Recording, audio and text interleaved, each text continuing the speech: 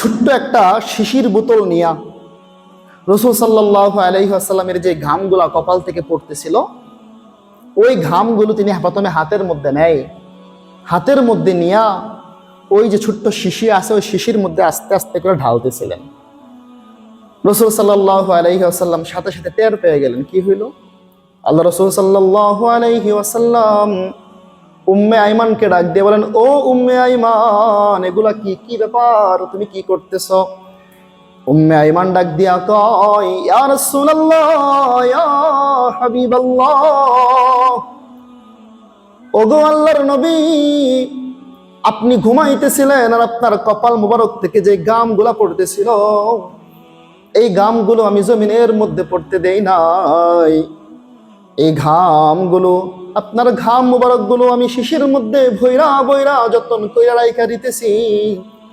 ইয়া রাসূলুল্লাহ, ইয়া হাবিবাল্লাহ, ওগো আল্লাহর নবী, যখন আমাদের মদিনার মধ্যে ঈদের দিন আসে অথবা মদিনার মধ্যে কোনো বিবাহের অনুষ্ঠান হয়, আপনার ঘাম মুবারক গুলা বের করে দেই, মানুষের গায়ের মধ্যে লাগিয়ে দেই। লাগানোর পরে এত সুন্দর একটা ঘ্রাণ বের হয়ে আসে, যে ঘ্রাণগুলো পৃথিবীর কোনো দামি দামি আতরের মধ্যে পাওয়া যায় না। সুবহানাল্লাহ। তো এই ঘটনার মাধ্যমে, হাদিসের মাধ্যমে বুঝলাম আল্লাহ রাসূল সাল্লাল্লাহু আলাইহি ওয়াসাল্লামের আরেকটা মুজিজা ছিল, সর্ব অবস্থায় রাসূলের দেহ মুবারক থেকে সুঘ্রাণ বের হইতে থাকতো। এটার কারণ কি? পৃথিবীতে মানুষ ঘামলে কিন্তু দুর্গন্ধ হয়, কাপড়ের মধ্যে ঘাম লাগলে কিছুক্ষণ থাকলে দুর্গন্ধ বের হয়ে আসে, কিন্তু রাসূলের ঘাম থেকেও সুঘ্রাণ বের হইতে, এটার কারণটা কি? কিতাবের মধ্যে পাওয়া যায়।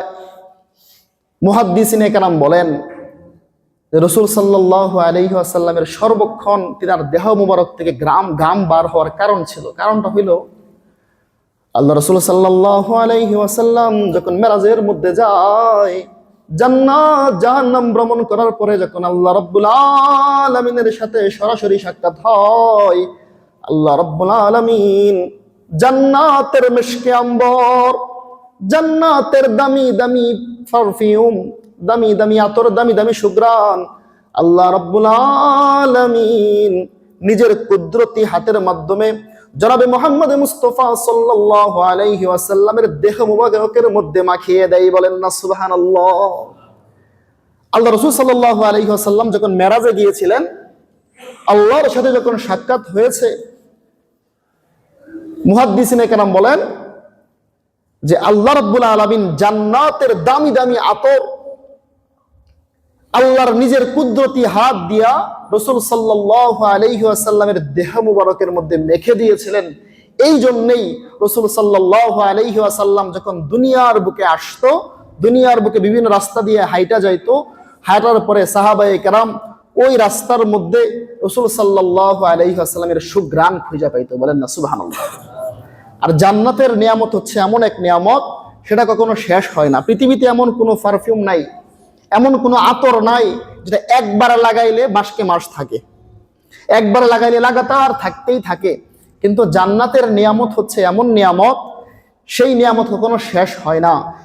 এই জন্যই রাসূল যেহেতু জান্নাতের আতর আল্লাহ রাব্বুল আলামিন তার গায়ের মধ্যে মাখিয়ে দিয়েছিলেন, এই জন্য কোনো রাস্তার মধ্যে হাইটা গেলে মাসকে মাস লাগাতার সেই রাস্তার মধ্যে রাসূল সাল্লাল্লাহু আলাইহি ওয়াসাল্লামের সেই সুঘ্রাণ পাওয়া যাইত। আমাদের আলোচ্য বিষয় হচ্ছে রাসূল সাল্লাল্লাহু আলাইহি ওয়াসাল্লামের মুআজিজা।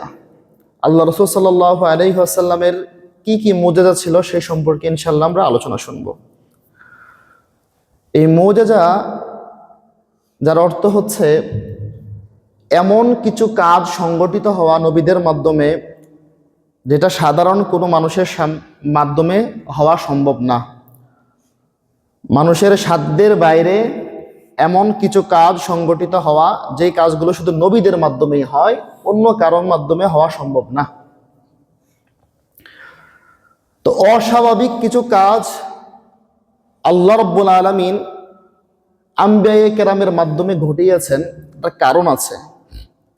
এক নম্বর কারণ হচ্ছে নবীগঞ্জে সত্য নবী, নবীগঞ্জে সাধারণ মানুষ থেকে আলাদা কিছু, এটা বোঝানোর জন্য নবুয়তকে সত্যায়ন করার জন্য আল্লাহ রাব্বুল আলামিন প্রত্যেকটা নবীকেই কিছু মুআজিজা দান করেছিলেন।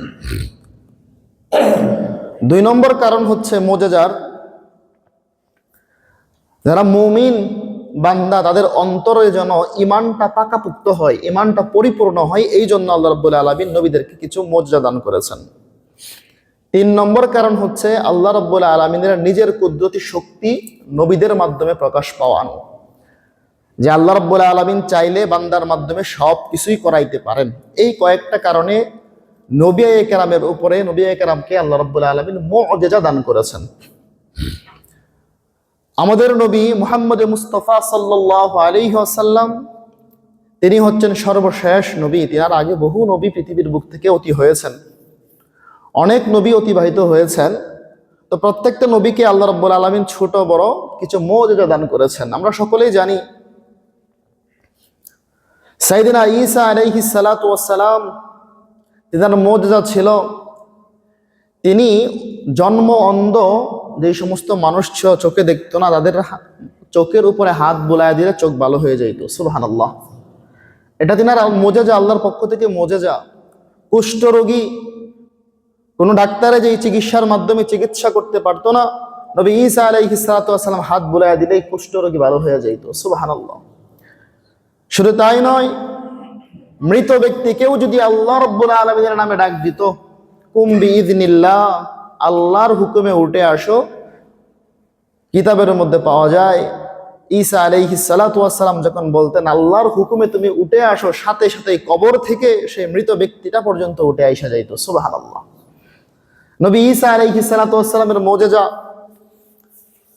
আমরা সকলেই জানি। হযরতে মূসা আলাইহিস সালাতু ওয়াস সালাম হাতের মধ্যে একটা লাঠি থাকতো, লাঠিটা যখন জমিনের মধ্যে ছাইরা দিত সাপে পরিণত হয়ে যেত। সাধারণ কোনো মানুষের মাধ্যমে সম্ভব নয়, আল্লাহর পক্ষ থেকে মুআজিজা। মূসা আলাইহিস সালাতু ওয়াস সালাম যখন নিজের হাত বগলের নিচ থেকে ঢুকাইয়া আবার বের করে আনতেন, সূর্যের আলো যেরকম আলোকিত হয়ে যাইত, অন্ধকার রাত্রে ঠিক তদ্রুপ ভাবে হাত দেখে এরকম ভাবে আলো চমকাইতে থাকতো। সুবহানাল্লাহ। শুধু তাই নয়, মূসা আলাইহিস সালাতু ওয়াস সালাম একবার এক জায়গার মধ্যে পানি সংকটে পড়লো। তিনার কওমগুলো বনি ইসরাইলরা পানি সংকটে পড়ে গেছে, পানি নাই। আল্লাহর হুকুমে মূসা আলাইহিস সালাতু ওয়াস সালাম তিনার লাঠির মাধ্যমে একটা পাথরের উপরে বাড়ি দিয়েছিলেন, সেই পাথরটা ভেঙে 12টা ঝর্ণা সাথে সাথে বের হয়ে যায়। সুবহানাল্লাহ। শুধু তাই নয়, হযরতে সুলাইমান আলাইহিস সালাতু ওয়াস সালাম তিনার একটা সিংহাসন ছিল, সেই সিংহাসনের উপরে ছোয়ার হইয়া তিনি পৃথিবীর প্রান্তে প্রান্তে ঘুরে বেড়াইতেন, আল্লাহর পক্ষ থেকে মুআজিজা। হযরত দাউদ আলাইহিস সালাতু ওয়াস সালাম, পাথর কত শক্ত পাথর, এই পাথর লোহা কত শক্ত লোহা, এই লোহাগুলোকে আগুনে পোড়ানো ছাড়া নরম করানো যায় না, কিন্তু দাউদ আলাইহিস সালাতু ওয়াস সালাম হাতের মধ্যে যখন লোহা নিতেন সাথে সাথে মোমের মতো নরম হয়ে যাইত। সুবহানাল্লাহ। এগুলো ছিল প্রত্যেকটা নবীর মুআজিজা। তো আমরা আলোচনা শুনবো আমাদের নবী মুহাম্মদ মুস্তাফা সাল্লাল্লাহু আলাইহি ওয়াসাল্লামকে আল্লাহর পক্ষ থেকে কি কি মুআজিজা দেওয়া হয়েছিল। তো সবাইকে যেহেতু মুআজিজা দিয়েছেন, আল্লাহ রাসূল বলতেছেন, তিরমিজি শরীফের হাদিস 1553 নম্বর হাদিস, আল্লাহ রাসূল বলেন, অকালা রাসূলুল্লাহ সাল্লাল্লাহু আলাইহি ওয়াসাল্লাম ফাদ্দালানি আলাল আম্বিয়া। আল্লাহ রাসূল সাল্লাল্লাহু আলাইহি ওয়াসাল্লাম হাদিসে পাকের মধ্যে সুস্পষ্টভাবে বলে দেয়, ফাদ্দালানি আলাল আম্বিয়া, গোটা পৃথিবীতে যত নবী কেরাম, যত আম্বিয়া কেরাম পৃথিবীর বুকে এসেছিল, সকলকেই যা কিছু দেওয়া হয়েছে, সকলের উপরে আমি আল্লাহ আমি মুহাম্মদ মুস্তাফা সাল্লাল্লাহু আলাইহি ওয়াসাল্লামকে শ্রেষ্ঠত্ব দান করা হয়েছে। সুবহানাল্লাহ। পৃথিবীতে যত নবী আসছে সমস্ত নবীদের উপরে আমি মুহাম্মদ মুস্তাফা সাল্লাল্লাহু আলাইহি ওয়াসাল্লামকে শ্রেষ্ঠত্ব দান করা হয়েছে। মানে নবীদেরকে যা দেওয়া হয়েছে সব কিছুই আমি মুহাম্মদ সাল্লাল্লাহু আলাইহি ওয়াসাল্লামকে দেওয়া হয়েছে। ইতিপূর্বে যত নবী যত মুআজিজা পেয়েছেন, সব মুআজিজা আমার আপনার পেয়ারে হাবিব মুহাম্মদ মুস্তাফা সাল্লাল্লাহু আলাইহি ওয়াসাল্লামের হাতের মধ্যে দেওয়া হয়েছিল। বলেন না সুবহানাল্লাহ। আমরা যে উদাহরণ দিয়ে বলতে পারি, সাইয়েদনা ঈসা আলাইহিস সালাতু ওয়াস সালাম, সাইয়েদনা মূসা আলাইহিস সালাতু ওয়াস সালাম তিনি হাতের লাঠি দিয়া পাথরের মধ্যে বাড়ি দিয়া যে 12টা ঝর্ণা বের করে ফেলছেন, আল্লাহর পক্ষ থেকে মুজেজা। তো আমাদের নবীর জীবনের মধ্যে কি এরকম নাই যে পানি বের করেছে? অবশ্যই আছে। নবী মুসা আলাইহিস সালাতু ওয়াস সালামকে লাঠির মাধ্যমে, পাথরে বাড়ি দেওয়ার মাধ্যমে যে পানি বের হয়ে আসছিল, সেই মুজিজাটা আল্লাহ রাব্বুল আলামিন আপনার আমার প্রিয় হাবিব মুহাম্মদ মুস্তাফা সাল্লাল্লাহু আলাইহি ওয়াসাল্লামকেও দিয়েছিলেন। বলেন না সুবহানাল্লাহ। ইতিহাসের দিকে তাকাইলে আমরা পাই, হাদিসের বর্ণনাকারী হযরতে জাবের ইবনে আব্দুল্লাহ রাদিয়াল্লাহু তাআলা আনহু হুদাইবিয়ার সন্ধির দিন, যেদিন হুদাইবিয়ার সন্ধি হইল, এই হুদাইবিয়ার সন্ধির সময়, যখন সন্ধি হয়েছে হুদাইবিয়ার দিন, এই হুদাইবিয়ার সন্ধির দিন হযরতে জাবের ইবনে আব্দুল্লাহ রাদিয়াল্লাহু তাআলা আনহু রাসূল সাল্লাল্লাহু আলাইহি ওয়াসাল্লামের কাছে গেছেন, গিয়া বলতেছেন, ইয়া রাসূলুল্লাহ, ইয়া হাবিবাল্লাহ, ওগো আল্লাহর নবী, হুদাইবিয়ার দিন আমরা হুদাইবিয়ার সন্ধি করলাম, আমরা রাস্তার মধ্যে আছি, মরুভূমির বুকের মধ্যে আছি, আমাদের সাথের মধ্যে কোনো ধরনের পানি নাই যে পান করব বা উযু করে নামাজ পড়ব। ইয়া রাসূলুল্লাহ, ইয়া হাবিবাল্লাহ, আমাদের বর্তনগুলোর মধ্যে যতটুকু পানি ছিল সবগুলো পানি শেষ হয়ে গিয়েছে, আমরা সাহাবায়ে কেরাম টেনশনের মধ্যে পড়ে গেলাম। এখন যদি আমাদের উযুর প্রয়োজন হয় অথবা যদি পানি পিপাসা লাগে, আমরা কিভাবে পানি পিপাসা পূরণ করব? ইয়া রাসূলুল্লাহ, আমাদের পানি নাই, আপনি পানির ব্যবস্থা করে দেন। সুবহানাল্লাহ। আল্লাহ রাসূল সাল্লাল্লাহু আলাইহি ওয়াসাল্লাম সাহাবাদেরকে বলেন, ও আমার সাহাবায়ে কেরাম, তোমাদের কাছে পানি নাই, পানির ব্যবস্থা করা দরকার। তোমাদের বর্তনগুলোর মধ্যে চেক করো, তোমাদের পানির পাত্রগুলোর মধ্যে চেক করে দেখো কার কাছে যতটুকু পানি আছে সেই পরিমাণ পানি এগুলো আমার কাছে নিয়ে আসো। সাহাবায়ে কেরাম প্রত্যেকটা বর্তন, প্রত্যেকটা পানির পাত্র চেক করতেছে, প্রত্যেকটা পানির পাত্র চেক করতেছে। পানি পান করার পরেও যে চামড়ার মস্কগুলা হয়, চামড়ার যে বর্তনগুলা হয়, পাত্রগুলা হয়, একটু আধটু পানি কিন্তু নিচের মধ্যে লেগে থাকে। ওই পানিগুলা সাহাবায়ে কেরাম একটা পাত্রের মধ্যে অল্প অল্প করে, ফুটা ফুটা করে কিছু জমিয়ে রাসূল সাল্লাল্লাহু আলাইহি ওয়াসাল্লামের কাছে সামনে এসে পেশ করে, ইয়া রাসূলুল্লাহ, ইয়া হাবিবাল্লাহ, আমাদের কাছে যাদের এই পানির পাত্র ছিল, প্রত্যেকটা পানির পাত্র চেক করার পরে ফুটা ফুটা, তলার মধ্যে ফুটা ফুটা পানি জমেছিল, ওই পানিগুলো আপনার কাছে সামনে পেশ করলাম। এই মুহূর্তে রাসূল সাল্লাল্লাহু আলাইহি ওয়াসাল্লাম পানির পাত্রটা হাতের মধ্যে নিয়া আপনার আমার প্যারে হাবিব মুহাম্মদ মুস্তাফা সাল্লাল্লাহু আলাইহি ওয়াসাল্লাম তিনার শাহারত আঙ্গুলগুলা, তিনার শাহারত আঙ্গুলটা ওই বর্তনের মধ্যে পানির মধ্যে চুবায়া ধরলেন।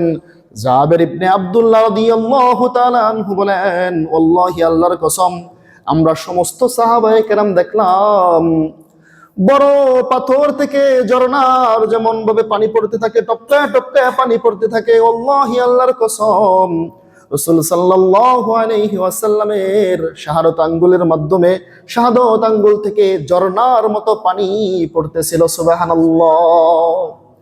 এবার যখন ঝর্ণার মতো পানি পড়তেছে, বর্তন ভরে গিয়েছে, রাসূল সাল্লাল্লাহু আলাইহি ওয়াসাল্লাম সমস্ত সাহাবাদেরকে বলেন, ও আমার সাহাবায়ে কেরাম, তোমরা আসো, প্রত্যেকের পানপাত্রগুলা ভরপুর করে নাও এবং উযু করার প্রয়োজন পড়লে উযু করে নাও, যার যতটুকু পানি প্রয়োজন খেয়ে নাও, তারপরেও তোমরা অসন্তুষ্ট হয়ো না। বলেন না সুবহানাল্লাহ। সাহাবায়ে কেরাম রাসূল সাল্লাল্লাহু আলাইহি ওয়াসাল্লামের আঙ্গুল মুবারক থেকে, শাহারত আঙ্গুল মুবারক থেকে যে পানি পড়তেছিল ঝর্ণার মতো, ওই পাত্রটা থেকে সকল সাহাবায়ে কেরাম পানি সংরক্ষণ করলেন, নিজের বর্তনগুলা ভরলেন, উযুর প্রয়োজন থাকলে উযু করলেন, খাইলেন।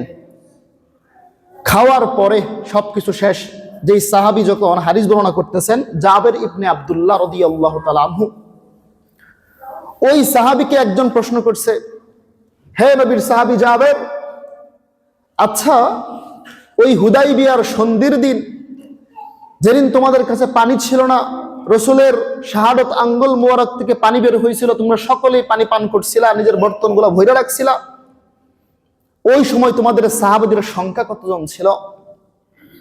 জাবির ইবনে আব্দুল্লাহ রাদিয়াল্লাহু তাআলা আনহু বলেন, হুদাইবিয়ার দিন আমাদের সাহাবীদের সংখ্যা ছিল 1000। 1000 সাহাবায়ে কেরাম আমরা রাসূলের আঙ্গুল থেকে ঝরনার মতো যে পানি বের হইতেছিল সেই পানি দিয়ে ওযু করলাম, সেই পানি পান করলাম এবং আমাদের বর্তনগুলো ভরে রাখলাম। জাবির ইবনে আব্দুল্লাহ বলেন, ও আমার সাহাবী তুমি শুনো, আমরা তো 1000 সাহাবায়ে কেরাম ছিলাম, আল্লাহি আল্লাহর কসম, রাসূলের হাত মুবারক থেকে আঙ্গুল মুবারক থেকে যেইভাবে ঝরনার মতো পানি পড়তেছিল আমরা সমস্ত সাহাবায়ে কেরাম দেখতেছিলাম। 1000 নয়, সেদিন যদি আমরা 1,00,000 সাহাবীও থাকতাম সকলের জন্যই সেই পানি যথেষ্ট হয়ে যাইত। বলেন না সুবহানাল্লাহ। তো নবী মূসা আলাইহিস সালাতু ওয়াস সালামকে আল্লাহ রাব্বুল আলামিন যে মুজজা দিয়েছিলেন, লাঠি দিয়া পাথরের মধ্যে বাড়ি দিলেই ঝরনা বের হয়ে আসতো, সেই মুজজা আপনার আমার পেয়ারে হাবিব মুহাম্মদ মুস্তাফা সাল্লাল্লাহু আলাইহি ওয়াসাল্লামকেও দান করেছিলেন। বলেন না সুবহানাল্লাহ। পার্থক্য আছে। পার্থক্য কি? নবী মূসা আলাইহিস সালাতু ওয়াস সালাম তিনার আঙ্গুলের মাধ্যমে কিন্তু পানি বের করেন নাই, বরং একটা লাঠির মাধ্যমে, যে লাঠিটা তিনার শ্বশুর শুআইব আলাইহিস সালাতু ওয়াস সালামের কাছ থেকে পেয়েছিলেন। শুআইব আলাইহিস সালাতু ওয়াস সালাম তার উপরে যাইতে যাইতে যাইতে এটা আদম আলাইহিস সালাতু ওয়াস সালামের কাছ থেকে পেয়েছিলেন। আদম আলাইহিস সালাতু ওয়াস সালাম জান্নাত থেকে সেই লাঠি নিয়ে আসছিলেন, জান্নাতি লাঠির মাধ্যমে তিনি মুজজা দেখাইছিলেন। কিন্তু আপনার আমার পেয়ারে হাবিব কোনো লাঠির মাধ্যমে নয়, তৃতীয় পক্ষ কোনো জিনিসের মাধ্যমে নয়, সরাসরি রাসূল সাল্লাল্লাহু আলাইহি ওয়াসাল্লামের আঙ্গুল মোবারক থেকেই ঝর্ণা বের হয়ে গেছে। বলেন না সুবহানাল্লাহ। দ্বিতীয় নম্বর মুজিজা, আল্লাহ রাসূল সাল্লাল্লাহু আলাইহি ওয়াসাল্লামের মুজিজা ছিল,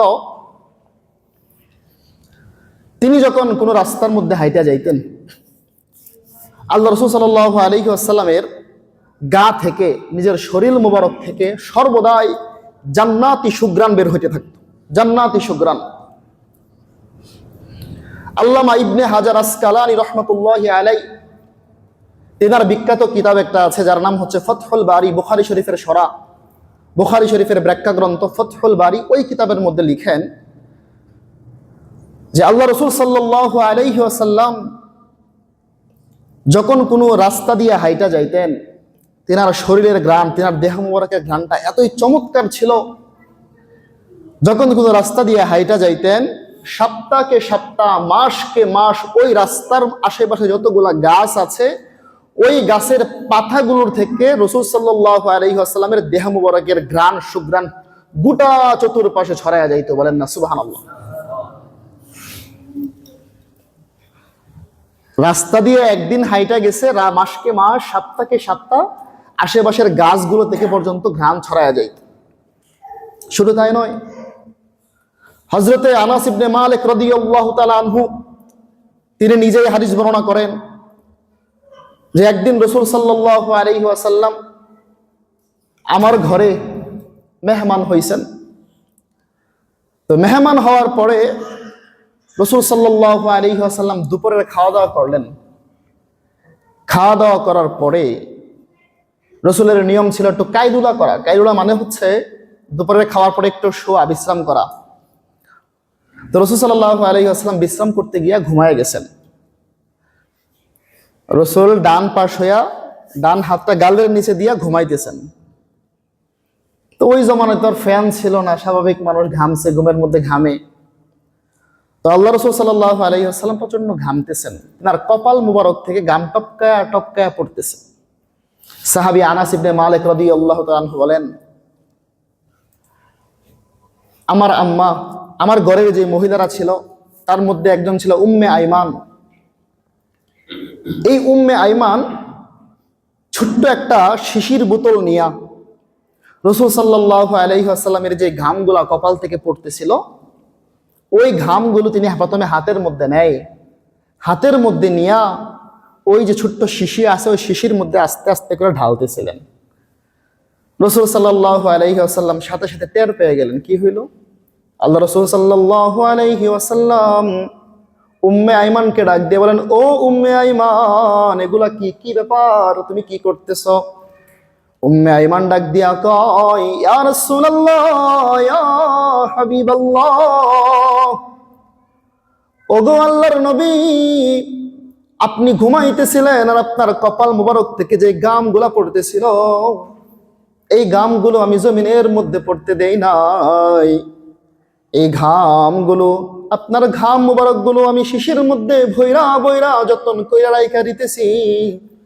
ইয়া রাসূলুল্লাহ, ইয়া হাবিবাল্লাহ, ওগো আল্লাহর নবী, যখন আমাদের মদিনার মধ্যে ঈদের দিন আসে অথবা মদিনার মধ্যে কোনো বিবাহের অনুষ্ঠান হয়, আপনার ঘাম মুবারক গুলা বের করে দেই, মানুষের গায়ের মধ্যে লাগিয়ে দেই। লাগানোর পরে এত সুন্দর একটা ঘ্রাণ বের হয়ে আসে, যে ঘ্রাণগুলো পৃথিবীর কোনো দামি দামি আতরের মধ্যে পাওয়া যায় না। সুবহানাল্লাহ। তো এই ঘটনার মাধ্যমে, হাদিসের মাধ্যমে বুঝলাম আল্লাহ রাসূল সাল্লাল্লাহু আলাইহি ওয়াসাল্লামের আরেকটা মুজিজা ছিল, সর্ব অবস্থায় রসুলের দেহ মুবারক থেকে সুঘ্রাণ বের হইতে থাকতো। এটার কারণ কি? পৃথিবীতে মানুষ ঘামলে কিন্তু দুর্গন্ধ হয়, কাপড়ের মধ্যে ঘাম লাগলে কিছুক্ষণ থাকলে দুর্গন্ধ বের হয়ে আসে, কিন্তু রসুলের ঘাম থেকেও সুঘ্রাণ বের হইতে, এটার কারণটা কি? কিতাবের মধ্যে পাওয়া যায়। মুহাদ্দিসিনে কেরাম বলেন, রসুল সাল্লাল্লাহু আলাইহি ওয়াসাল্লামের সর্বক্ষণ তিনার দেহ মুবারক থেকে ঘাম বার হওয়ার কারণ ছিল। কারণটা হইল, আল্লাহ রসুল সাল্লাল্লাহু আলাইহি ওয়াসাল্লাম যখন মেরাজের মধ্যে যায়, জান্নাত জাহান্নাম ভ্রমণ করার পরে যখন আল্লাহ রাব্বুল আলামিনের সাথে সরাসরি সাক্ষাৎ হয়, আল্লাহ রাব্বুল আলামিন জান্নাতের মিশকে আম্বর, জান্নাতের দামি দামি পারফিউম, দামি দামি আতর, দামি দামি সুঘ্রাণ আল্লাহ রাব্বুল আলামিন নিজের কুদরতি হাতের মাধ্যমে জনাবে মুহাম্মদ মুস্তাফা সাল্লাল্লাহু আলাইহি ওয়াসাল্লামের দেহ মুবারকের মধ্যে মাখিয়ে দেয়। বলেন না সুবহানাল্লাহ। আল্লাহ রাসূল সাল্লাল্লাহু আলাইহি ওয়াসাল্লাম যখন মেরাজে গিয়েছিলেন, আল্লাহর সাথে যখন সাক্ষাৎ হয়েছে, মুহাদ্দিসিনে কেরাম বলেন যে আল্লাহ রাব্বুল আলামিন জান্নাতের দামি দামি আতর আল্লাহর নিজের কুদরতি হাত দিয়া রাসূল সাল্লাল্লাহু আলাইহি ওয়াসাল্লামের দেহ মুবারকের মধ্যে মেখে দিয়েছিলেন। এই জন্যই রাসূল সাল্লাল্লাহু আলাইহি ওয়াসাল্লাম যখন দুনিয়ার বুকে আসতো, দুনিয়ার বুকে বিভিন্ন রাস্তা দিয়ে হাইটা যাইতো, হাঁটার পরে সাহাবায়ে কেরাম ওই রাস্তার মধ্যে রাসূল সাল্লাল্লাহু আলাইহি ওয়াসাল্লামের সুঘ্রাণ খুঁজে পাইতো। বলেন না সুবহানাল্লাহ। আর জান্নাতের নিয়ামত হচ্ছে এমন এক নিয়ামত, সেটা কখনো শেষ হয় না। পৃথিবীতে এমন কোনো পারফিউম নাই, এমন কোনো আতর নাই যেটা একবার লাগাইলে মাসকে মাস থাকে, একবার লাগাইলে লাগাতার থাকতেই থাকে। কিন্তু জান্নাতের নিয়ামত হচ্ছে এমন নিয়ামত, সেই নিয়ামত কখনো শেষ হয় না। এই জন্যই রসুল যেহেতু জান্নাতের আতর আল্লাহ রাব্বুল আলামিন তার গায়ের মধ্যে মাখিয়ে দিয়েছিলেন, এই জন্য কোনো রাস্তার মধ্যে হাইটা গেলে মাসকে মাস লাগাতার সেই রাস্তার মধ্যে রসুল সাল্লাল্লাহু আলাইহি ওয়াসাল্লামের সেই সুঘ্রাণ পাওয়া যাইত। বলেন না সুবহানাল্লাহ। 3 নম্বর মুজিজা, আমরা সকলেই জানি সাইয়েদিনা ঈসা আলাইহিস সালাতু ওয়াস সালাম মানুষের চোখে সমস্যা হইলে ভালো করে দিতেন। এটা তিনার একটা মুজিজা ছিল, আল্লাহর পক্ষ থেকে বিশেষ একটা পাওয়ার ছিল। হাত বোয়া দিলেই চোখ ভালো হয়ে যাইত। এই নিয়ামত আপনার আমার প্যারে হাবিব মুহাম্মদ মুস্তাফা সাল্লাল্লাহু আলাইহি ওয়াসাল্লামকে আল্লাহ দান করেছিলেন। সুবহানাল্লাহ। হাদিসের কিতাবের মধ্যে পাওয়া যায়, খাইবারের যুদ্ধের দিন খাইবারের কয়েকটা দুর্গ ছিল, বিশাল বড় বড় দুর্গ, লোহার দুর্গ। যেই দুর্গগুলোর মধ্যে ইহুদিরা লুকায়া ছিল, সাহাবায়ে কেরাম লাগাতার কয়েকবার আক্রমণ করছে, কিন্তু ব্যর্থ হইয়া ফিরে আসছে, দুর্গগুলো ভাঙতে পারে না। সাহাবায়ে কেরাম একেবারে ক্লান্ত হয়ে গেছে। মদিনার মসজিদের মধ্যে রাসূল সাল্লাল্লাহু আলাইহি ওয়াসাল্লাম এশার নামাজ পড়লেন। এশার নামাজ পড়ার পর একটা এলান করলেন, হে আমার সাহাবায়ে কেরাম, আগামীকাল ফজরের পরে এমন একজন ব্যক্তির হাতের মধ্যে আমি আমার তরবারি তুলে দিব, এমন একজন ব্যক্তির হাতে খাইবারের যুদ্ধের দায়িত্ব অর্পণ করব, যেই ব্যক্তিটার হাতের মধ্যে খাইবার বিজয় হবে এবং আমিও তাকে ভালোবাসি, সেও আমাকে ভালোবাসে। এই এলানটা এশার নামাজের পরে রাসূল মসজিদে নববীর মধ্যে করলেন। সাহাবায়ে কেরাম বলেন, আমরা পেরেশান, সারা রাত্র ঘুমাইতে পারি নাই। রাসূল এমন একটা এলান দিয়েছেন, 1 মাস যুদ্ধ করলাম, খাইবার বিজয় করতে পারলাম না, এত বড় বড় দুর্গ আমরা ঢুকতেই পারলাম না, ইহুদিদের আক্রমণের সামনে। তো আগামীকালকে এমন একজন ব্যক্তির হাতে রসুলের তরবারি তুইলা দিবে, যে ব্যক্তির হাতে খাইবার বিজয় হবে এবং রসুল তাকে ভালোবাসে, সেও রসুলকে ভালোবাসে। কে সেই ব্যক্তি? সাহাবায়ে কেরাম অনেক টেনশন নিয়ে ফজরের নামাজের মধ্যে আসলেন। সবাই ফজরের নামাজ পড়লো। ফজরের নামাজ পড়ার পরে রসুল সাল্লাল্লাহু আলাইহি ওয়াসাল্লাম খুঁজতেছেন কোথায় আমার সেই সাহাবী। রসুল সাল্লাল্লাহু আলাইহি ওয়াসাল্লাম বললেন, আচ্ছা আমি তো সবাইকে দেখতেছি, কিন্তু আমার আলী কোথায়? আমার চাচাতো ভাই আলী কোথায়? সাহাবায়ে কেরাম বললেন, ইয়া রাসূলুল্লাহ, তার চোখ উঠছে, সে চোখ মেলতেই পারতেছে না। আমাদের অনেক সময় চোখ ওঠে, চোখ উঠলে আমরা চোখ খুলতে পারি না, চোখ ফুলে যায়, লাল হয়ে যায়। তো সাহাবায়ে কেরাম বললেন, ইয়া রাসূলুল্লাহ, আপনার জামাতা হযরতে আলী রাদিয়াল্লাহু তাআলা আনহুর চোখ উঠছে, চোখ খুলতেই পারছে না, অসুস্থ, তিনি ঘরের মধ্যেই শুয়ে আছেন। দুইজন সাহাবীকে পাঠাইলেন, যাও তাকে নিয়ে আসো। দুইজন সাহাবীর হাতের কাঁধের মধ্যে ভর দিয়া হযরতে আলী রাদিয়াল্লাহু তাআলা আনহু মসজিদে নববীর মধ্যে আসলেন। আসার পরে আল্লাহ রাসূল সাল্লাল্লাহু আলাইহি ওয়াসাল্লাম বললেন, আলী তোমার কি হয়েছে? আলী বললেন, ইয়া রাসূলুল্লাহ, আমার চোখ উঠছে, আমি ফজর নামাজে আসতে পারি নাই। আল্লাহ রাসূল সাল্লাল্লাহু আলাইহি ওয়াসাল্লাম সমস্ত সাহাবাদের সামনে তিনার জিব্বা মুবারক থেকে একটু লালা বের করলেন। লালাটা বের করে রাসূল সাল্লাল্লাহু আলাইহি ওয়াসাল্লামের কুদরতি হাতে রাসূল সাল্লাল্লাহু আলাইহি ওয়াসাল্লামের হাত মুবারক দিয়া আলী রাদিয়াল্লাহু তাআলা আনহুর চোখের মধ্যে লাগায়া দিলেন। হযরত আলী রাদিয়াল্লাহু তাআলা আনহু বলেন, ওয়াল্লাহি, আল্লাহর কসম, রসুলের লালা মুবারক আমার চোখে লাগতে দেরি, সাথে সাথেই পূর্বে যেরকম ভালো চোখ ছিল তার চাইতেও ভালো হইতে এক মুহূর্ত দেরি করে নাই। সুবহানাল্লাহ। তাহলে ঈসা আলাইহিস সালাতু ওয়াস সালামকে আল্লাহ রাব্বুল আলামিন যে নিয়ামত দিয়েছিলেন, হাত বুলায়া দিলেই চোখ ভালো হয়ে যায়, আল্লাহ রাসূল সাল্লাল্লাহু আলাইহি ওয়াসাল্লামকেও সেই নিয়ামত দান করেছিলেন, সেই মুজিজা দান করেছিলেন, হাত বুলায়া দিলেই চোখ ভালো হয়ে যাইত। সুবহানাল্লাহ। তৃতীয় নম্বর মুজিজা, চতুর্থ নম্বর মুজিজা, সাইয়েদনা ঈসা আলাইহিস সালাতু ওয়াস সালামের তিনার আরেকটা মুজিজা ছিল, কুষ্ঠরোগী ভালো করতেন। শরীরের মধ্যে কুষ্ঠরোগ হইলে তিনি ভালো করে দিতেন। আল্লাহ রাসূল সাল্লাল্লাহু আলাইহি ওয়াসাল্লামকেও আল্লাহ রাব্বুল আলামিন এই মুজিজা দান করেছিলেন, নিয়ামত দান করেছিলেন। হাদিসের বর্ণনাকারী হযরতে আব্দুল্লাহ ইবনে হাতিব রাদিয়াল্লাহু তাআলা আনহু, তিনি নিজেই বর্ণনা করতেছেন, ছোটবেলায় আমার মা একদিন পানি গরম করতেছিল। আমি ছোট ছিলাম, আব্দুল্লাহ ইবনে হাতিব রাদিয়াল্লাহু তাআলা আনহু। আমার মা পানি গরম করতেছিল, আমি ছোট্ট বাচ্চা ছিলাম। তো ছোট্ট বাচ্চারা করে কি, যখন মা রান্না করতে থাকে, পানি গরম করতে থাকে, কোনো কাজ করতে থাকে, পাশে গিয়ে বসে থাকে। আব্দুল্লাহ ইবনে হাতিব বলেন, আমার মা যে পাত্রের মধ্যে পানি বসাইছিল, নিচে পাথর ছিল, ওই একটা পাথর পিছলা খায়া পানির যেই গরম ডেকটা ছিল, পানির যে গরম পানিটা ছিল, ওই পুরা পানিটা আমার শরীরের মধ্যে এসে পড়া যায়।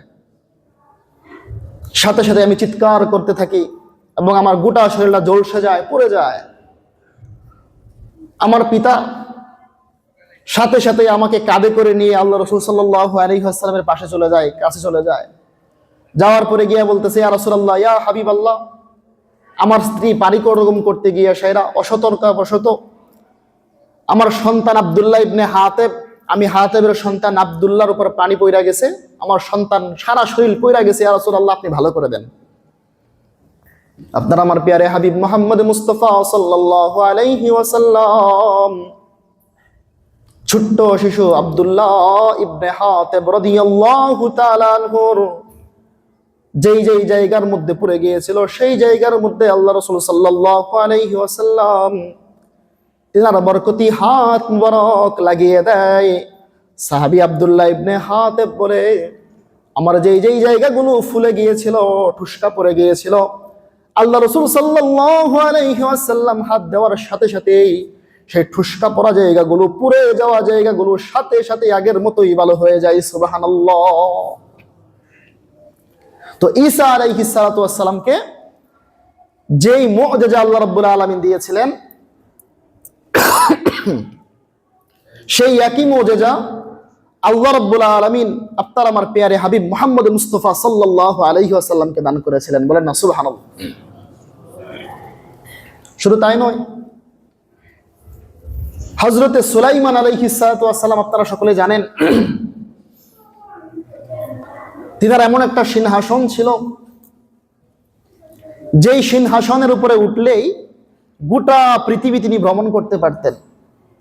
বর্তমান যুগে যেমন বিমানগুলো বাতাসের উপর দিয়া যায়, মহাশূন্যের উপর ভাসমান গোটা পৃথিবী চক্কর দেয়, আজকে থেকে হাজার হাজার বছর পূর্বে এই বিমানের কথা তো মানুষের বিভাগের মধ্যে আসেই নাই, কল্পনাও করতে পারে নাই। ওই জামানার মধ্যে বর্তমানে বিমান চলতে গেলে অনেক ধরনের টাকা পয়সা খরচ করতে হয়, অনেকের আসবাবপত্রের প্রয়োজন হয়। এমনি এমনি বিমান চলে না, বিমানের ইঞ্জিন আছে, বিমানের নির্দিষ্ট রোড আছে, নেটওয়ার্কের মাধ্যমে যায়, ওইগুলা ছাড়া বিমান কখনোই চলতে পারে না। তো ওই জামানায় হাজার হাজার বছর পূর্বে সুলাইমান আলাইহিস সালাতু ওয়াস সালামের যে সিংহাসনটা ছিল, সেই সিংহাসনটা অটোমেটিক যখন তিনি সিংহাসনের উপরে উঠতেন, আল্লাহর হুকুমে, আল্লাহর পক্ষ থেকে মুআজিজা স্বরূপ ওই সিংহাসনটা বাতাসের উপরে ঘুরে বেড়াইতো। সুলাইমান আলাইহিস সালাতু ওয়াস সালাম যখন যেদিকে বলতেন, সিংহাসনটা তখন সেদিকেই যাইতো। তো এই মুআজিজাটা আল্লাহ রাব্বুল আলামিন সুলাইমান আলাইহিস সালাতু ওয়াস সালামকে দিয়েছেন। তো আমাদের নবীকে কি এই মুআজিজা দেয় নাই? এর চেয়ে তার বড় মুআজিজা দিয়েছে। কেননা আল্লাহ রাসূল সাল্লাল্লাহু আলাইহি ওয়াসাল্লাম হাদিসে পাকের মধ্যে বলেছেন, ফাদ্দালানি আলাল আম্বিয়া, আল্লাহ রাব্বুল আলামিন গোটা সমস্ত নবীদের উপর আমাকে শ্রেষ্ঠত্ব দান করেছেন। তো যেহেতু শ্রেষ্ঠত্ব দান করেছেন, স্বাভাবিকভাবেই নবীদেরকে যা দিয়েছেন তার চাইতে শ্রেষ্ঠ জিনিস দিতে হবে। আল্লাহ রাব্বুল আলামিন সুলাইমান আলাইহিস সালাতু ওয়াস সালামের সেই সিংহাসন থেকে হাজার গুণ উত্তম মুআজিজা আল্লাহ রাব্বুল আলামিন আমাদের নবীকে দান করেছেন। বলেন না সুবহানাল্লাহ। কি মুআজিজা? দেখেন, সুলাইমান আলাইহিস সালাতু ওয়াস সালাম গোটা পৃথিবীর মধ্যেই ঘুরতো, আকাশের নিচেই ঘুরতো, উপরে যাওয়ার কোনো সুযোগই ছিল না। কিন্তু আল্লাহ রাব্বুল আলামিন আপনার আমার প্রিয় হাবিব মুহাম্মদ মুস্তাফা সাল্লাল্লাহু আলাইহি ওয়াসাল্লামকে এমন মুআজিজা দিয়েছেন যে মেরাজ দান করেছেন, যে মেরাজের মধ্যে রফ দিয়েছেন, বুরাক দিয়েছেন, যে রফ আর বুরাক এক রাত্রের মধ্যেই মসজিদে নববী থেকে মসজিদে বাইতুল মাকদিসের মধ্যে নিয়ে যায়, আর সেই মসজিদে আকসা থেকে আল্লাহ রাব্বুল আলামিন এক রাত্রই 7 আসমান 7 জমিন পাড়ি দিয়ে আল্লাহর আরশ পর্যন্ত পৌঁছে দেয়। বলেন না সুবহানাল্লাহ। তো সুলাইমান আলাইহিস সালাতু ওয়াস সালামের মুআজিজা থেকে আমাদের রাসূলের মুআজিজাটা অনেক বড় না? সুলাইমান আলাইহিস সালাতু ওয়াস সালাম আকাশের নিচেই থাকতেন, মহাশূন্যের মধ্যে ভাসতেন, আর আপনার আমার প্রিয় হাবিব তিনাকে এমন মুআজিজা দিয়েছেন যে এক রাত্রের ভিতরেই, অল্প সময়ের ভিতরেই, কতটুকু সময়? হাদিসে পাকের মধ্যে আসছে, আল্লাহ রাসূল সাল্লাল্লাহু আলাইহি ওয়াসাল্লামকে যেদিন মেরাজ করানো হয়েছিল, রাসূল সাল্লাল্লাহু আলাইহি ওয়াসাল্লামকে যখন ঘুম থেকে উঠানো হইল, রাসূল উযু করলেন। যে পাত্রটা দিয়ে উযু করতেছিলেন, ওই পাত্রের পানিটা দিয়ে উযু করলেন, ওই পাত্রের পানিটা আস্তে আস্তে গড়ায় নিচের দিকে যাইতেছিল। আল্লাহ রাসূল বলেন, আমি যখন মেরাজ শেষ করে আসলাম, 7 আসমান পাড়ি দিলাম, জান্নাত দেখলাম, জাহান্নাম দেখলাম, মাঝখানে কত নবীর সাথে আলোচনা হইলো, বাইতুল মাকদিসে গিয়া সাইরা 2 রাকাত নামাজ পড়াইলাম, অনেক নবীরা আমাকে অভ্যর্থনা জানাইলো, প্রত্যেকটা আসমানে একজন বড় বড় নবীরা আমার সাথে কথাবর্তন হইলো। আমি আল্লাহর সামনে গেলাম, আল্লাহর সাথে কথোপকথন হইলো, আমিও আল্লাহর জন্য কিছু নিয়ে গেলাম, আল্লাহ আমাকে উপহার দিল। সব কিছু নিয়ে যখন আমি জমিনের মধ্যে আসলাম, আমার ঘরের মধ্যে আসলাম, ঘরে ঢোকার পূর্বে দেখলাম ওই যে পানিটা দিয়ে উযু করতেছিলাম, সেই পানিটা আস্তে আস্তে আস্তে করে গড়ায় এখনো জমিনের মধ্যে যাইতেছে। সুবহানাল্লাহ। কত স্বল্প সময়ের মধ্যে আল্লাহ রাব্বুল আলামিন এত বিশাল কাহিনী ঘটায় ফেলছে। মুহাদ্দিসিনে কেরাম এই হাদিসের ব্যাখ্যা করেন যে হতে পারে, 2টা ব্যাখ্যা করছেন। 1 নম্বর, হতে পারে আল্লাহ রাব্বুল আলামিন অল্প সময়ের মধ্যে অনেক কিছু ঘটাইতে পারেন, কোনো ব্যাপার না। 2 নম্বর, হতে পারে গোটা পৃথিবীটা নিয়ন্ত্রণ করে তো আল্লাহ, তাই না? সূর্য যদি না ঘোরে দিন হবে? দিন হবে না। সূর্য নির্দিষ্ট স্থানের মধ্যে আটকা থাকে, দেখবেন দিন হইতেছে না, রাত্র হইতেছে না, যেভাবে আছে সেই জায়গার মধ্যে আটকা থাকবে। আল্লাহ রাব্বুল আলামিন ওই সময়টার মধ্যে গোটা পৃথিবীর মধ্যে গ্রহ নক্ষত্র যেগুলো ঘোরার কারণে দিন হয়, রাত্র হয়, প্রত্যেকটা গ্রহ নক্ষত্রকে আল্লাহ রাব্বুল আলামিন ওই সময়টার মধ্যে নিজ স্থানের মধ্যে আটকায় রাখছিলেন। বলেন না সুবহানাল্লাহ। এই জন্য পৃথিবীর কোনো কিছুই ঘটে নাই, একেবারে স্টপ থাকছে। আর এই সময়ের মধ্যে, এই ফাঁকের মধ্যে আল্লাহ রাব্বুল আলামিন নবী মুহাম্মদ মুস্তাফা সাল্লাল্লাহু আলাইহি ওয়াসাল্লামকে 7 আসমান 7 জমিন, লৌহ কলম, সিদরাতুল মুনতাহা, এমনকি আরশে আজিম পর্যন্ত ভ্রমণ করিয়ে জমিনের মধ্যে আবার ফেরত দিয়েছেন। বলেন না সুবহানাল্লাহ। 4 নম্বর মুজিজা বললাম, সুলাইমান আলাইহিস সালাতু ওয়াস সালাম থেকেও আল্লাহ রাব্বুল আলামিন আমাদের নবীকে শ্রেষ্ঠ মুজিজা দান করেছিলেন। 5 নম্বর মুজিজা, পৃথিবীতে এমন কোন নবী আসে নাই যেই নবীগুলা মুজিজা দেখাইতে গিয়া সাইরা দুনিয়া থেকে আসমানের মধ্যে মুজিজা দেখাইছে, কিন্তু আপনার আমার প্যারে হাবিব মুহাম্মদ মুস্তাফা সাল্লাল্লাহু আলাইহি ওয়াসাল্লাম দুনিয়াতে থেকেও আসমানের গ্রহ নক্ষত্রের মধ্যে মুজিজা দেখিয়েছেন। বলেন না সুবহানাল্লাহ। মক্কার মধ্যে থাকা অবস্থায়, প্রাথমিক অবস্থায় যখন নবুয়ত প্রাপ্ত হইলেন, আস্তে আস্তে যখন ছড়ায় গেল, মক্কার কুরাইশ নেতারা আবু জাহেল, উতবা, শাইবা, ওয়ালিদ ইবনে মুগিরা, বড় বড় নেতৃত্ব স্থানীয় ব্যক্তিবর্গ যখন রাসূল সাল্লাল্লাহু আলাইহি ওয়াসাল্লামের মোকাবেলায় আইসা গেল, কোন যুক্তিতেই পারতেছে না। পাগল বলে পাগলও হয় না, পাগল এত সুন্দর তেলাওয়াত করতে পারে না, পাগল এত সুন্দর সুন্দর কথা বলতে পারে না, পাগল এত সুন্দর আচরণ মানুষের সাথে করতে পারে না। সর্বশেষ মক্কার কুরাইশরা, মক্কার নেতৃত্ব স্থানীয় ব্যক্তিবর্গরা আইসা বলল যে এমন একটা ফন্দি আঁকবো যেই ফন্দিতে মুহাম্মদ আটকে যাবে।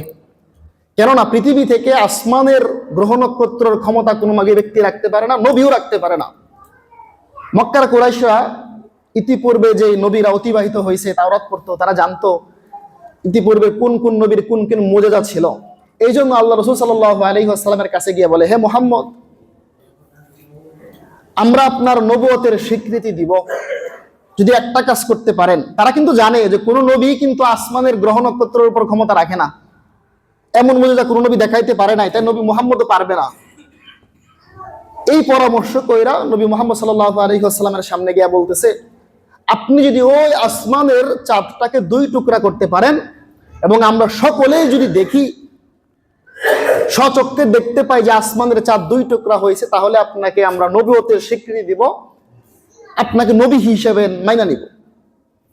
আল্লাহ রাসূল সাল্লাল্লাহু আলাইহি ওয়াসাল্লাম প্রথমত হিমশিম খাইলেন, এটা কি বলে, কিভাবে সম্ভব? আমি একজন নবী, দুনিয়ার কোনো একটা কাজ হইলে হয়তো আমি হাত রাখতাম, বরকত স্বরূপ এটা হয়ে যাইত, কিন্তু বলতেছে আসমানের চাঁদটাকে 2 টুকরা করতে কিভাবে সম্ভব? নবী মুহাম্মদ সাল্লাল্লাহু আলাইহি ওয়াসাল্লাম কোনো কথায় নিজের কাইকা বলতেন না। আল্লাহর পক্ষ থেকে যখন পয়গাম আসতো তখনই তিনি কথা বলতেন, চুপ থাকলেন। ওই মুহূর্তে মদিনার মুশরিকরা মনে মনে খুব আনন্দিত, এই যে মুহাম্মদকে আমরা ফাঁদে ফালাইয়া দিছি, মুহাম্মদকে আটকাইয়া দিছি, এরপরে থেকে আর কোনোদিন আমাদের সামনে মুখ দেখাইতে পারবে না, নবী হিসেবে আমাদের সামনে আর কোনোদিন আসতে পারবে না, এই কাজটা না করতে পারলে। ওই মুহূর্তে আল্লাহ রাব্বুল আলামিন জিবরিল আলাইহিস সালাতু ওয়াস সালামকে জমিনের মধ্যে পাঠিয়ে দেয়। জমিনের মধ্যে আয়েশা জিবরিল বলে, ইয়া রাসূলুল্লাহ, ইয়া হাবিবাল্লাহ, ওগো আল্লাহর নবী, বেঈমান কাফেররা, মুশরিকরা চায় আপনাকে বিপদে ফেলায়া দিতে, আপনাকে অপমান করতে, অপদস্থ করতে, কিন্তু আল্লাহ রাব্বুল আলামিন আরশে আজিম থেকে সব দেখতেছেন, তা কখনোই আল্লাহ রাব্বুল আলামিন সহ্য করবেন না। বলেন না সুবহানাল্লাহ। আল্লাহ রাসূল সাল্লাল্লাহু আলাইহি ওয়াসাল্লামকে বলেন, ইয়া রাসূলুল্লাহ, ইয়া হাবিবাল্লাহ, আল্লাহ রাব্বুল আলামিন আপনাকে নির্দেশ দিয়েছেন আপনার আঙ্গুল মুবারক দিয়ে ইশারা করার জন্য। আপনি যখন আঙ্গুল মুবারক দিয়ে ইশারা করবেন, আসমানের চাঁদগুলা সাথে সাথেই 2 টুকরা হয়ে যাবে। সুবহানাল্লাহ। সমস্ত বেঈমান কাফেরদের সামনে, মুশরিকদের সামনে আল্লাহ রাসূল সাল্লাল্লাহু আলাইহি ওয়াসাল্লাম তিনার শাহাদাত আঙ্গুলের মাধ্যমে ইশারা করলেন। শাহাদাত আঙ্গুলের মধ্যে ইশারা করতে দেরি সাথে সাথেই আসমানের চাঁদ 2 টুকরা হইয়া, 1 টুকরা পাহাড়ের আড়ালে গিয়া, আরেক টুকরা আরেক পাহাড়ের আড়ালে গিয়া অস্তমিত হইতে দেরি করে নাই। বলেন না সুবহানাল্লাহ। এই ঘটনা মক্কার মুশরিকদের সামনেই হইল। হওয়ার পরে এখন তারা বলবেটা কি? ধরা তো খায়া গেলাম, চালাকি করতে আসছিলাম, নিজে ধরা খায়া গেলাম। প্রথমত তারা উত্তর দেয়, 1 নম্বর কথা, হতে পারে তুমি বড় একজন জাদুঘর, যা আমাদের চোখের মধ্যে বেলকি লাগাইয়া দিছো। আমরা সবাই দেখছি চাঁদ 2 টুকরা হয়ে গেছে, কিন্তু আমাদের বাড়িতে যে মহিলারা আছে, দূর দেশে যে মানুষগুলা আছে, তারা মনে হয় এটা দেখে নাই। সাথে সাথে সংবাদ পাঠাইলো বাড়ির কাছে, বাড়ির মধ্যে যে সমস্ত মানুষ অবস্থান করছে তারাও কি দেখছে কিনা। খবর নিয়ে দেখে না পৃথিবীর সমস্ত মানুষই দূর দূর দেশান্তে যারা ব্যবসা বাণিজ্য করতে গেছিল সবাই দেখতে পাইছে অমুক দিন অমুক তারিখে অমুক মুহূর্তে আসমানের চারটা দুই ভাগে বিভক্ত হয়ে কিছুক্ষণ পর আবার একত্রিত হয়ে গেছে। এবার সকলেই তারা উত্তর দেয়, হে মুহাম্মদ, আসলে আমরা মনে করেছিলাম তুমি সাধারণ কোনো জাদুঘর, আসলে তুমি সাধারণ কোনো জাদুঘর নয়, পৃথিবীর সর্বশ্রেষ্ঠ তুমি জাদুঘর, এমন জাদুঘর যেই জাদুঘরের জাদুঘরি আসমানের চাঁদের পর্যন্ত গিয়ে পৌঁছে যায়। বলেন না নাউজুবিল্লাহ। এই কথা বলে তারা এখান থেকে চলে গেল। ঘটনা বলার উদ্দেশ্য, আল্লাহ রাসূল সাল্লাল্লাহু আলাইহি ওয়াসাল্লামকে আল্লাহ রাব্বুল আলামিন এমন মুজিজা দিয়েছিলেন যেই মুজিজার পাওয়ার শুধু দুনিয়াতেই নয় বরং আসমানের নিচে যে গ্রহ নক্ষত্র, ওই গ্রহ নক্ষত্রের মধ্যেও কাজ করতে। বলেন না সুবহানাল্লাহ। আর অনেক মুজিজা আছে, বললে অনেক বলা যাবে, সর্বশেষ মুজিজা বলতেছি।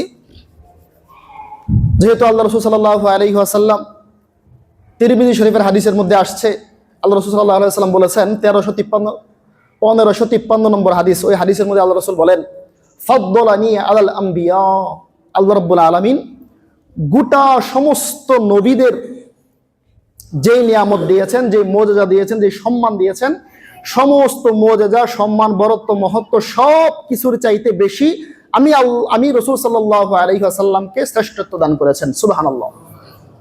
পৃথিবীতে যত নবী আসছে, নবীদের মৃত্যু হয়েছে, সাথে সাথে তাদের মুজিজা শেষ।